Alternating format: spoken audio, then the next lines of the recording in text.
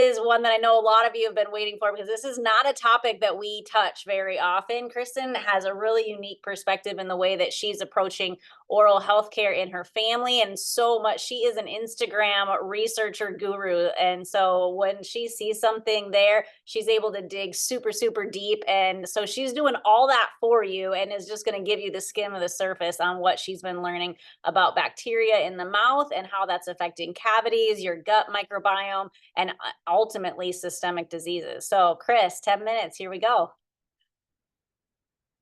Oh, you're muted. Yeah, here we go. So, did you guys know that every time you swallow, you are literally seeding your GI tract with bacteria, fungi, viruses, everything that's in your mouth? It's going right down into your gut. And this doctor had done some research and found that essentially 140 billion of all this stuff in our mouth as CFUs end up in our GI tract. And so, similar to how a probiotic can be so beneficial for your GI tract, it's also really important to think about the biome of what's going on in our mouth. And I just want to talk about how, well, I'm going to try to keep it concise, but go ahead to the next one, Melissa. We're going to talk about all the ways this intertwines. Um, First of all, I want you guys to just like focus in on this graphic here because I think some of you might be surprised that one of the most important ways we can establish a good microbiome in our mouth is actually by making sure we're breathing through our nose instead of breathing through our mouth. So one just quick self-assessment that I want you guys to do right now is, first of all, notice how you're breathing right now and realize where your tongue is. Is your tongue currently resting on the top of the roof of your mouth, like right close behind your teeth? If so, that's actually like a really great sign. And the second step is to pay attention to what you're doing at night. Does your tongue stay up there? And are you still breathing through your nose at night? Because a lot of people actually struggle to breathe through their nose at night. And I'm going to talk about that. You'll even notice, I'm like now when I walk on the street, I notice people that are breathing through their mouth. The same way as I notice things about their spine because of my history in chiropractic. But mouth breathers tend to have like dark circles under their eyes because they're not getting good quality sleep at night. They're getting restless sleep. A lot of times they're snoring. A lot of times you'll also notice from the side, instead of their jaw protruding or like being directly like it's all straight across here, you'll see that their chin is kind of set back a little bit. It's like almost like the lower jaw is not as fully developed, and that's because they've been breathing through their mouth for the majority of their life. And as children, especially if you're not breathing through your nose, what happens is because your tongue isn't pushing to the roof of your mouth, there's nothing that's expanding this upper palate. Your tongue actually puts pressure there and expands your palate and also expands this lower part of your nose. So there's a larger air cavity here for you to breathe through. For example, a lot of you know that my husband has a history with autoimmunity, and I kind of pick on him sometimes. I'm not meaning to pick on him. I love him so much, but I feel bad for him because I think he's been a mouth breather most of his life. You'll notice he has a skinny face and a skinny nose, and it's because his tongue wasn't resting on the top of his mouth, and that really affects things. And so I'm going to talk about some of my experiences with my son in a second here, but ultimately what you need to know is mouth breathing causes a lot of problems. And so when you're mouth breathing, it dries your saliva out. A lot of people will get cotton mouth when they're mouth breathing, and that alters the pH of your mouth, which can lead to bad bacteria growing in your mouth. And that bad bacteria, not only will it cause cavities, but also it's going to affect the rest of your immune system as well because you're swallowing that bad bacteria. So your nose, on the other hand, it will filter things out as you're breathing through it. And it actually helps to oxygenate the air you're breathing in better. When you're mouth breathing, you're more likely also to like clench your jaw. So people that are mouth breathers oftentimes will be grinding their teeth or clenching their jaw. And this puts you into fight or flight at night. So that's why you don't get as good a sleep because your body's just like on a higher level of alert. When you breathe through your nose, your body actually rests. And that's part of why when you take deep breaths through your nose, your body will calm down. So anyways, we can go to the next one. The second thing that's really important when it comes to balancing the biome of our mouth is, of course, a nutrient-dense diet. And we're not going to talk all about this, but of course, we're going to limit processed foods, and that will help the biome of our mouth.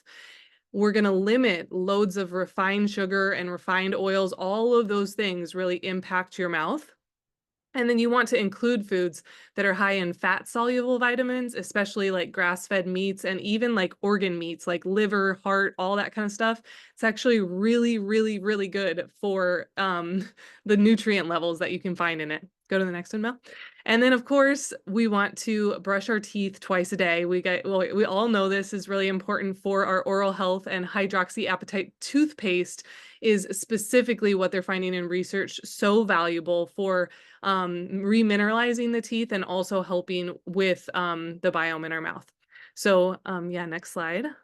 So how this journey all really started for me is because my oldest, Elliot, when he was 4 and our second son was born, we actually found black mold in his closet.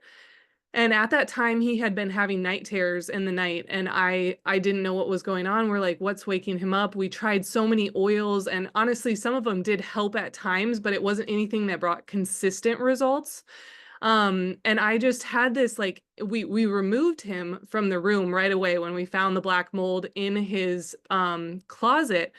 But I remember thinking, I think this has to be correlated somehow. How could black mold cause night terrors? Like, I know it's bad for him, but what's happening here?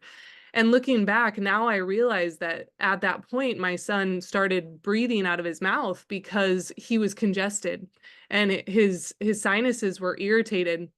And so you can see here on this picture, he started to develop issues with his jaw development, and especially like his jaw, it stopped growing as big as it should because again, his tongue wasn't pressing to the roof of his mouth. And so this lower part of his jaw especially is more narrow. And as his adult teeth came in, there wasn't enough space for them. And so you can see here, this is January of 2024. We actually implemented using something called a tooth pillow, and he wears that at night, and it actually helps him to nose breathe. I'll talk about what we've done so it clears his sinuses really well. But he no longer has issues like he did before. In fact, when he breathes through his nose, he never has a bad nightmare. When he breathes through his mouth, if he's congested, he'll be coming up to our room and he'll be saying, I had a bad dream, and he can't sleep and all this kind of stuff. And you can see this progression too in his teeth and how they've changed because kids, especially before the age of 12, their jaws are still expanding and growing. So there's actually a lot of room to actually help them potentially not even need braces. And braces really are just in a form symptom management because I've had braces, I'll tell you. And if I don't wear my retainer, my teeth shift right back where where they were before. And that's because my jaw was never expanded. It was just my teeth being moved by the braces. Not to say like I'm thankful I had braces, whatever, but what they're finding in the most recent research is that we can actually be proactive from the front end with kids and we can expand their jaws through using appliances like this or also myofascial exercises. There's a lot to it, and if you want to learn more specifically about this, connect with me on Instagram or Facebook or whatever, and I'd love to share more because you can get a specific coupon code and discount if you have a kid that's interested or just if you want to ask me questions. I'm happy to talk about it anytime. Yeah. And sorry, the last thing I'll say about that is when kids are nose breathing, they will have some pretty clear signs like night terrors, they'll be bedwetters, they'll have issues with ADHD, like all these different things like enlarged adenoids, asthma, restless sleep, snoring, sleepwalking, smaller jaws, smaller airways, all that kind of stuff. So if you have a child struggling with that, it's something to consider. So some of the things that we can do, I'm going to try to go through this fast, is one, nasal rinsing before bed. And this is actually the thing that we've done with Elliot that has made the biggest difference. He hates it, but it's really helping. We got this little bottle that you can see over here, and we fill it with some salt, basically, and warm water, not hot water, warm water. And you can just kind of squirt it through, and it really helps him to get rid of the congestion that's in there. And kids especially, sometimes they're just not really great at doing that on their own. This is also a great little sinus spray that you can do just daily. And I've actually heard some biological dentists say that nasal rinsing or cleaning your nasal passages before bed is actually more important than brushing your teeth because of how it helps you to breathe through your nose while you're sleeping. And you can also add oils when you do like a neti pot or nasal rinsing. I do recommend, if you're new to oils, don't make this your first thing that you try, or like, talk to the person you enrolled with, and they can kind of guide you in this process. But oils like frankincense can actually really decrease inflammation in those cavities as well. Or you can even just apply it diluted topically over the sinus cavities as well. And we've done that for seasons with Elliot too. Next slide, Mel. Number two, oil pulling is amazing. Oil pulling is when you actually take a carrier oil like coconut oil and you swish it around in your mouth. And because coconut oil is antimicrobial, it will help to remove the bacteria that's in your mouth, and it promotes healthy oral hygiene. And it's also really great for teeth whitening, receding gums, bad bacteria. I have a friend, she's a customer in our community, Joyce, who she did this consistently for 6 months. And she did it with On Guard and maybe frankincense. I can't remember, but she actually had like massive amounts of receding gums and they all grew back, which dentists say is impossible. So, swishing for 15 minutes right when you wake is the best way to do it. And then you spit it in the trash, not in the sink, because it will obviously like gunk up your drain, your pipes. And then obviously you can include different oils in this, like copaiba and On Guard and frankincense. Myrrh is another good one.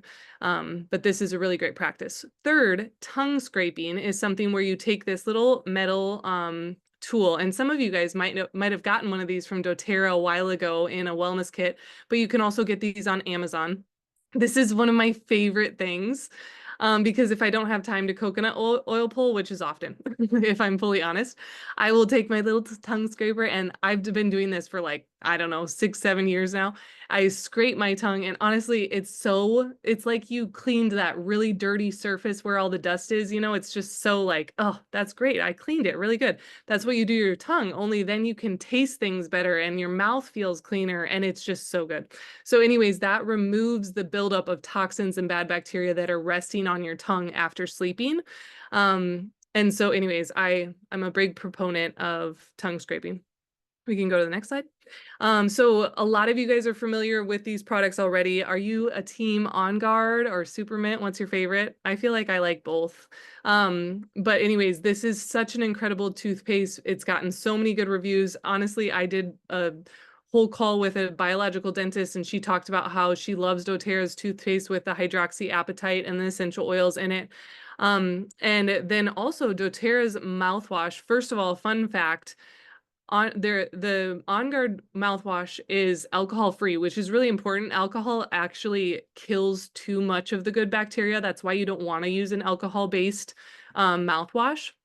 But also, I will say that doTERRA's mouthwash, I don't personally use it every day, and I actually don't recommend that. It's best to use it like if you would have a sore throat or like you're feeling sick or something like that. You can use it here and there, but again, it's like we want to promote like good bacteria in our mouth. And the great thing about On Guard is it targets bad bacteria. It's not targeting the good, but it's just not something that I think is necessary for everyday use. You can also do your own DIY with sea salt and On Guard and peppermint. This is actually a recipe from my biological dentist as well. But these are such a great toolkit of things to use to clean your mouth. And I hope you learned some other helpful tools that maybe you can experiment with, like tongue scraping and things like that, and just making sure you're breathing through that nose.